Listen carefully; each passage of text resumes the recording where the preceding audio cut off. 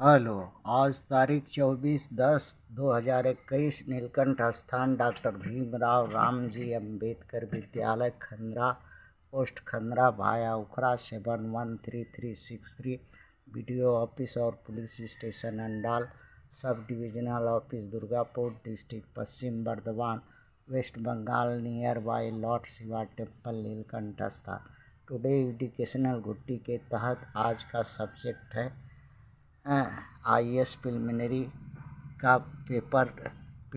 का पेपर 2 का CSAT में डाटा इंटरप्रिटेशन है, जो 2018 में आया हुआ क्वेश्चन है, उसी को कर रहे हैं। ये कक्षा 6 से लेकर के 12 तक के लिए जो लड़का लड़की लोग घर में पढ़ता लिखता है, कहीं कोचिंग नहीं करता, कोई स्कूल में नहीं पढ़ता, मगर परीक्षा तो देने होगा कहीं न कहीं किसी कंपटीशन में, इसलिए उनके स्वार्थ को हित में रख करके वीडियो किया है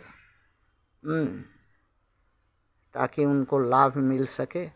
अब क्वेश्चन पर आते हैं, जो यूपीएससी में प्रिलिमिनरी में 2018 का पेपर सेकंड में डाटा इंटरप्रिटेशन का क्वेश्चन है।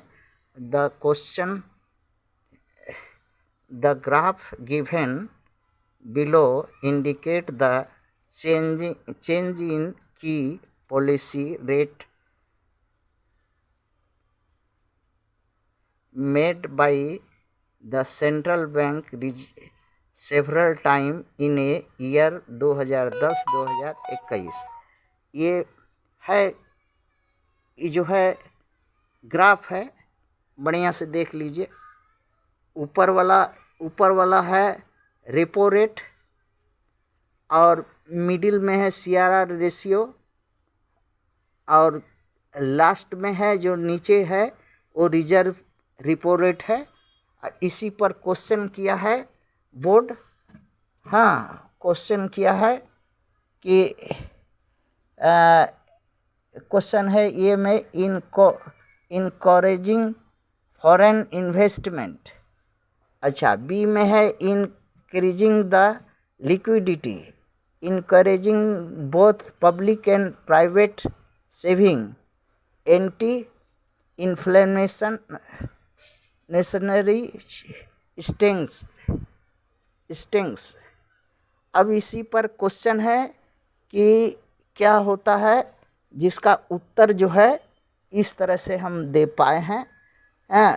रेपो रेट का मतलब होता है सेंट्रल बैंक अर्थात रिजर्व बैंक अगर जिस दर पर कमर्शियल बैंक, स्टेट बैंक हुआ और यूनियन बैंक हुआ, किसी को भी अगर उधार देता है लेंडिंग पर रेट पर, तो बराबर जो है कमर्शियल बैंक है, जो रेट पर उधार वो लोग लेता है उसी रेट को रिपो रेट कहते हैं।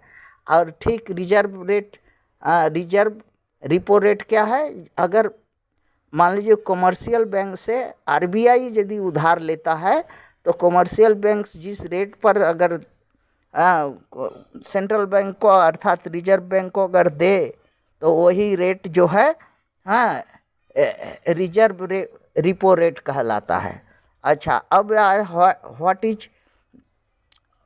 What do mean by liquidity. Liquidity का मतलब है कि कोई एसेट है उसको ईजिली जो है बिना उसको किसी तरह से प्रभावित किया हुआ, अगर मार्केट में उसको जल्दी से बेचा जा सके या खरीदा जा सके या कुछ हो, उस पर कोई तरह का उस पर प्रभाव नहीं, एसेट को प्रभावित नहीं किया जाए, उसी को लिक्विडिटी कहते हैं, तरलता अर्थात सुगमता।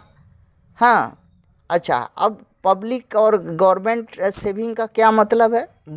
पब्लिक मतलब होता है गवर्नमेंट अगर किसी बैंक में पैसा रखती है तो गवर्नमेंट को वही पब्लिक सेविंग हो गया, और अगर जनता कोई पैसा बैंक में अगर रखती है तो उसके प्राइवेट सेविंग माना जाता है, यही है।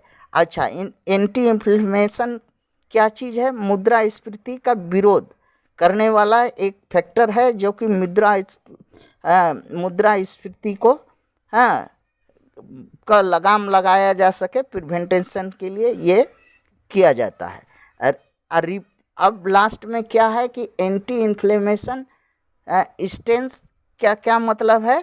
इसका मतलब है कि अगर रिपो रेट और anti reverse rate anti reverse repo rate repo rate and anti reverse rate repo rate anti reverse repo rate हमेशा सीधा माने डायरेक्टली होगा रिलेटेड टू एंटी इन्फ्लेमेशन स्टेंस के, यही कहने का मतलब है इसका।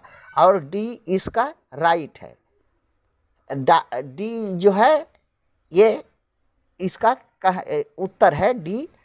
हाँ, स्टेंट एंटी इन्फ्लेमेशन ये सब के चलते एंटी इन्फ्लेमेशन को ये रिपो रेट और रिजर्व रिपो रेट हमेशा सीधा होता है, संबंध होता है, यही है इसका उत्तर। और हाँ, अब समय नहीं है, ये नहीं है और कुछ बताते।